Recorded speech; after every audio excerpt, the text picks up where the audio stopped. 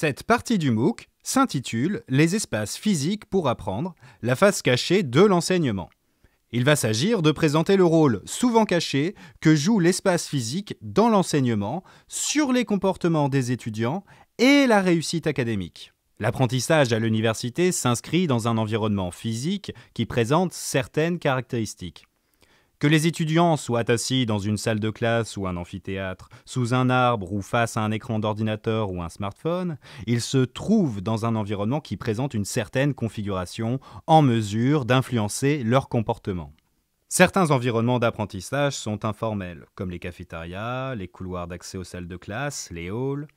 Mais la plupart sont formels, comme c'est le cas de la salle de classe de l'amphithéâtre dans l'enseignement supérieur. Dans certains environnements, comme les bibliothèques, les étudiants peuvent s'isoler pour apprendre par eux-mêmes, mais ils peuvent aussi apprendre en se regroupant pour échanger et coopérer avec d'autres.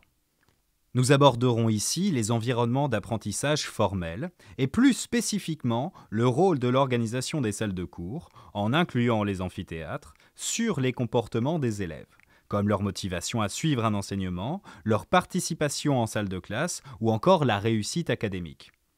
La question est de savoir si la place occupée par un étudiant dans une salle de cours ou un amphithéâtre influence la qualité de l'expérience pédagogique et plus spécifiquement la motivation, la participation et la réussite universitaire. Dans les années 60, des pionniers se sont intéressés à l'écologie de la classe en mettant l'accent sur les salles organisées en rangées ou les amphithéâtres, et les travaux dans ce domaine se poursuivent encore aujourd'hui. En sociologie, Pierre Bourdieu et Jean-Claude Passeron ont mis en évidence que les étudiants placés dans le tiers arrière d'un amphithéâtre sont moins bien intégrés à l'université et ont de moins bonnes relations entre eux que ceux qui occupent les places de devant. En psychologie de l'environnement, Robert Sommer a initié des recherches sur les effets de l'aménagement des salles de cours sur les comportements des élèves en étudiant particulièrement l'effet de la place occupée par les élèves sur les relations et comportements en classe.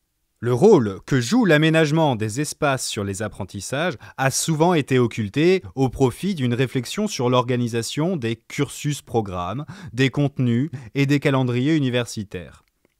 Nous essaierons ici d'apporter un éclairage scientifique sur cette face cachée de l'enseignement universitaire. Dans un premier temps, nous verrons quelles sont les principales configurations des espaces d'apprentissage en insistant sur la traditionnelle disposition en rangée. Dans un second temps, nous examinerons les effets de cette disposition sur les comportements et la réussite universitaire. Nous conclurons cette présentation en essayant de déterminer en quoi la présence des outils numériques peut aujourd'hui contribuer à bouleverser la manière d'enseigner et d'apprendre à l'université, y compris dans la manière d'aménager les salles de classe. L'organisation privilégiée de l'environnement dans l'enseignement supérieur demeure encore aujourd'hui la salle de classe disposée en rangée où les étudiants sont alignés les uns derrière les autres à l'image des épis dans un champ de maïs. C'est aussi l'aménagement privilégié dans les amphithéâtres. Cette configuration est utilisée depuis l'Antiquité. Elle a été adoptée dans les enseignements de la scolastique par les religieux pour finalement être retenu comme principe organisateur dans les premières salles de classe de Jules Ferry. Il s'agissait à l'époque de répondre à une contrainte ergonomique, à savoir l'absence d'éclairage artificiel dans les classes, où la présence de fenêtres sur les côtés était nécessaire pour éclairer les cahiers des élèves lorsqu'ils écrivaient. Depuis, cette contrainte ergonomique a disparu grâce à l'éclairage artificiel, mais l'organisation en rangée est restée identique, permettant à l'enseignant de délivrer un enseignement en transmettant un contenu à plusieurs élèves à la fois. De manière générale, la configuration de l'espace éducatif a aussi été décrite comme une émanation de la révolution industrielle, un programme caché où les élèves sont des produits qu'il faut fabriquer. Ils sont traités par lot, âge ou année de fabrication. Les établissements sont des machines, la division du travail se fait selon un découpage disciplinaire, et les salles de classe sont placées des deux côtés d'un couloir, comme le sont les postes de travail d'une chaîne d'assemblage. Quoi qu'il en soit, cette disposition en rangée est devenue un standard dominant Une norme qui sous-entend une approche pédagogique centrée sur l'enseignant, lequel est considéré comme un transmetteur de savoir, un sage sur son estrade.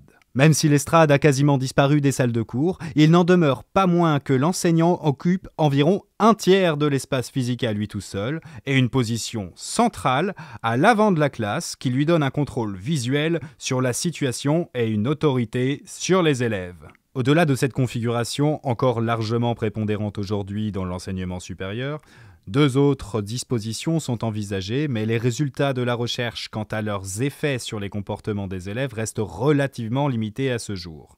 Dans un cas, la salle est organisée sous la forme d'un U. Dans l'autre cas, elle est organisée sous la forme d'îlots, où plusieurs élèves sont installés autour d'une même table. Notons que l'on retrouve également ces trois principales configurations dans l'organisation des salles informatiques que nous n'aborderons pas dans cette présentation.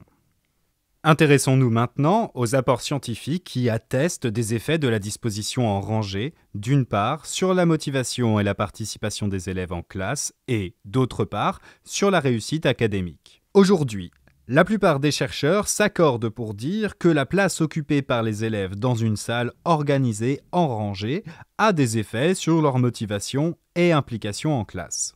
S'il apparaît assez trivial de dire que les élèves qui se placent à l'avant de la salle sont plus motivés en classe que ceux assis à l'arrière, ce que les études confirment, les mêmes résultats sont observés lorsque les élèves sont placés arbitrairement à une place dans la salle de classe. Ainsi, lorsque les étudiants ont été assignés aléatoirement à une place dans la salle de classe, plus la distance avec l'avant de la salle augmente, plus la satisfaction, l'intérêt pour l'enseignement et la motivation diminuent. De la même façon, les étudiants placés arbitrairement à l'avant et au centre de la salle participent davantage que ceux placés au fond et sur les côtés.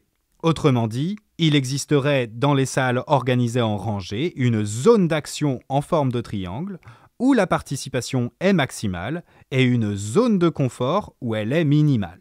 Plus intéressant, c'est la place occupée par les étudiants dans la salle qui déterminerait leur niveau de participation et leur implication dans un cours. Ces résultats sont renforcés par le fait que 20% environ des étudiants assis au fond de l'amphi partent avant la fin du cours. Ces résultats ont été confirmés dans les études récentes comme celle de Parker et collaborateurs en 2011. Dans cette étude, pour une moitié des classes, les étudiants ont été placés arbitrairement à une place dans une classe, place qu'ils ont gardée toute l'année.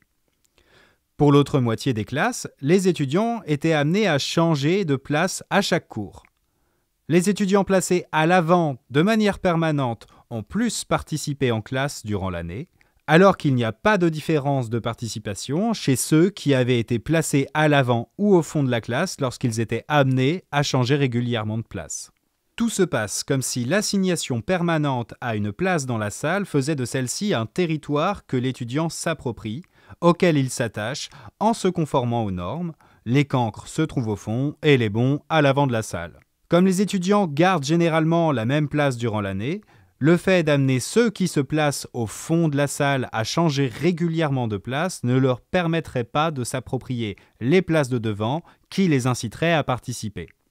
En revanche, cette stratégie de changement de place éviterait à ce que les élèves se placent spontanément au fond de la salle, y restent un semestre ou une année entière, diminuant ainsi la probabilité qu'ils s'impliquent dans les cours.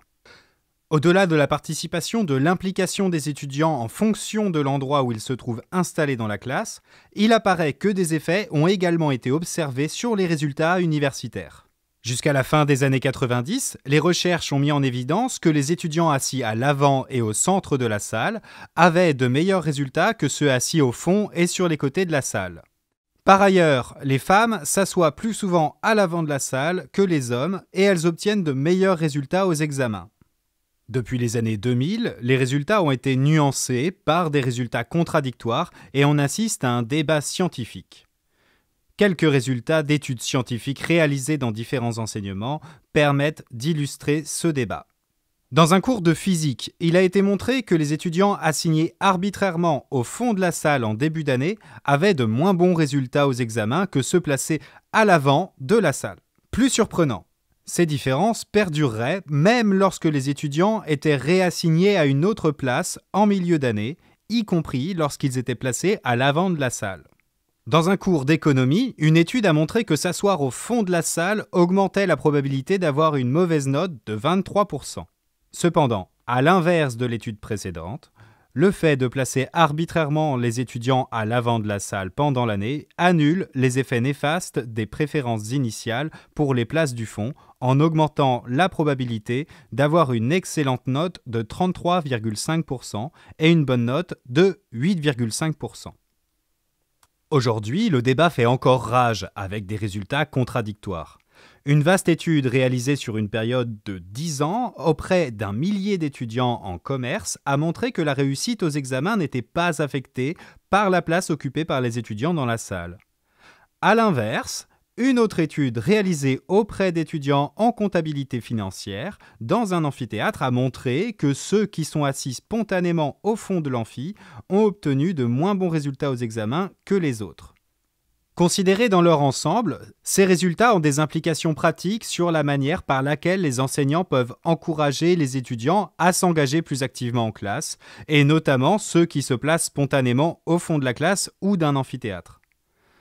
L'engagement actif en classe conduit à un apprentissage de meilleure qualité, au développement de compétences de haut niveau et à une meilleure réussite académique. Il est important de veiller à prendre en compte l'organisation de l'espace et la place qu'occupent les étudiants dans celui-ci pour améliorer l'apprentissage en rendant les étudiants plus actifs en cours.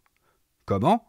2 options peuvent être envisagées pour rendre actifs les étudiants, et notamment les plus enclins à se placer spontanément au fond de la salle ou de l'amphithéâtre.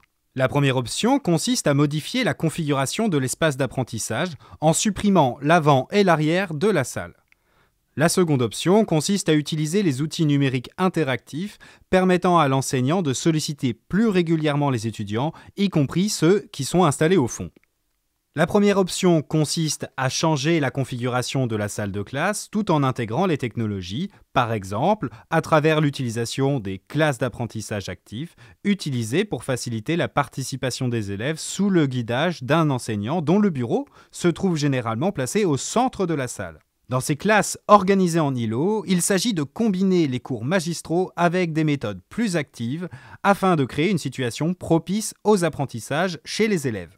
Une solution alternative consiste à équiper les salles de classe de chaises mobiles, offrant ainsi aux élèves et à l'enseignant la possibilité de changer rapidement l'organisation de la salle de classe et ainsi faire varier non seulement les activités pédagogiques en alternant le travail individuel et le travail en groupe, mais aussi la place des élèves dans la salle. Cette option, qui consiste à réorganiser la salle de classe pour faire en sorte qu'il n'y ait plus d'étudiants au fond de la classe, est valable pour les seules salles de classe. Elle ne l'est pas pour les amphithéâtres où la réorganisation s'avère plus compliquée et plus coûteuse, même si des solutions existent aujourd'hui. La seconde option consiste à utiliser des outils numériques interactifs pour stimuler la participation des étudiants, notamment ceux qui apparaissent comme étant les plus enclins à décrocher en se plaçant au fond de la salle ou de l'amphithéâtre. Une enquête récente réalisée en France auprès d'étudiantes infirmières a montré que 62% des étudiantes utilisent leur smartphone pour se livrer à des activités sans aucun rapport avec le cours. De nombreuses applications accessibles sur ordinateur et téléphone portable existent aujourd'hui pour rendre actifs les étudiants pendant un cours, indépendamment de la place qu'ils occupent. Par exemple, poser des questions par écrit à l'enseignant pour lever des incompréhensions ou répondre à des questions posées par l'enseignant à partir d'un quiz. Le recours aux outils numériques interactifs peut contribuer à réduire les différences de participation entre les étudiants selon l'endroit où ils se trouvent assis dans la classe ou l'amphithéâtre.